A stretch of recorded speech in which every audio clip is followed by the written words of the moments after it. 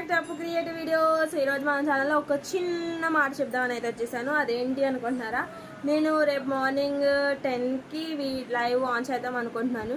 ఎవరికైనా లైవ్లోకి వచ్చే ఉద్దేశం ఉంటే ఈ వీడియో ముందు కామెంట్ చేయండి, హాయ్ అని కామెంట్ చేయండి.